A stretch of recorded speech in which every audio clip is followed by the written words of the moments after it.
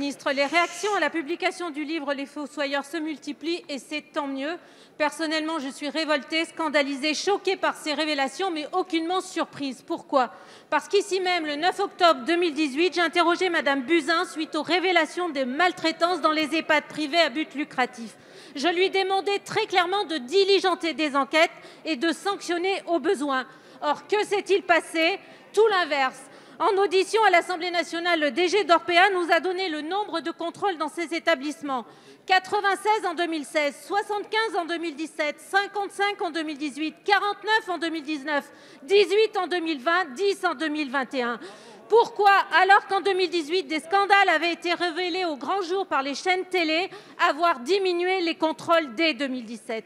De plus, quand allez-vous convoquer les vrais responsables de ce scandale? Le fondateur du groupe, le docteur Marian, parti en Belgique après avoir vendu en janvier 2020 toutes ses parts pour 456 millions d'euros. Le numéro 2, Yves Leman, limogé après la sortie du livre, mais qui a vendu ses parts avant la sortie du livre. Le numéro 3, qui lui a aussi quitté le groupe, mais s'est fait élire vice-président du CINERPA avant d'être exfiltré il y a quelques jours pour aller où? Prendre la direction du groupe Bastide. Je vous remercie. Merci, madame la députée. La parole est à monsieur Olivier Véran, ministre des Solidarités et de la Santé.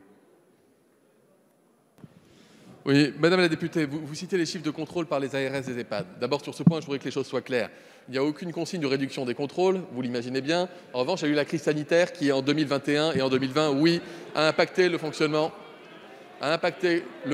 normal des agences régionales de santé. Je pense que chacun peut l'entendre.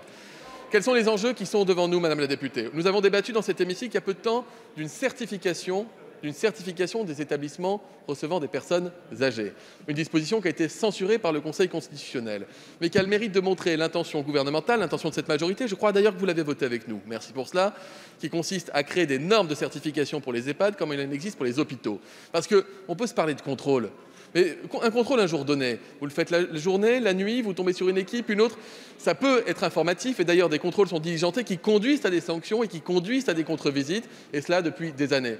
Moi je crois qu'il faut aller beaucoup plus loin en réalité. Il ne faut pas attendre de tomber sur des difficultés pour se dire qu'il y a des difficultés. Il faut les anticiper, ce que nous avons fait avec la création de la 5e branche, avec le recrutement de dizaines de milliers de postes, avec l'augmentation des salaires, avec la modernisation et la reconstruction de 3000 hôpitaux et EHPAD, c'était l'enjeu du Ségur. Et je crois que nous devons aller plus loin en matière de normes, oui, avec une certification pour les EHPAD.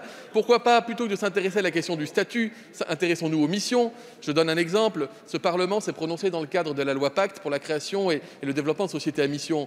Pourquoi ne pas exiger, et c'est une piste de réflexion que je mets au débat public, pourquoi ne pas exiger, par exemple, qu'on puisse évoluer vers des sociétés à mission, assurant donc la vertu sociale très importante des entreprises à but lucratif. Je crois qu'il y a de bons EHPAD à but lucratif, il y a de mauvais EHPAD à but lucratif. Je ne crois pas qu'on puisse catégoriser tout le monde. Je pense qu'il y a des comportements qui peuvent être des comportements, pourquoi pas voyous, c'est aux enquêtes de le démontrer, mais je crois qu'il vous trouverez aussi dans le secteur des EHPAD lucratifs des femmes et des hommes qui s'investissent au service des personnes fragiles, âgées. C'est cela que nous devons garder. Et encore une fois, regardez derrière nous, juste derrière nous, depuis 2 ans, ce que nous avions voté et ce qui est devant nous. Merci, monsieur le ministre. Madame la députée. Oui, monsieur le ministre, voilà ce que nous souhaitons. Un moratoire pour toute création de places dans les établissements privés à but lucratif. Que les signalements auprès de votre administration fassent systématiquement l'objet d'une saisine de la justice. Un droit de visite inopiné pour tous les parlementaires. Une multiplication des contrôles indépendants et surtout des créations de postes de soignants pour atteindre les ratios prévus dans les rapports Libault. Et enfin, s'il vous plaît, répondez aux premières questions. Je vous remercie.